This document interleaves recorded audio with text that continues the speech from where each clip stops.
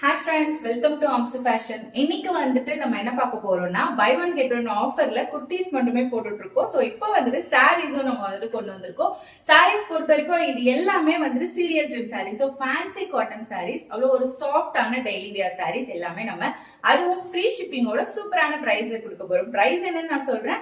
இப்போ நான் காமிக்கிற சாரீஸ் எல்லாமே வித் உங்களுக்கு இந்த மாதிரி ரன்னிங் பிளவுஸோட வந்துடும்.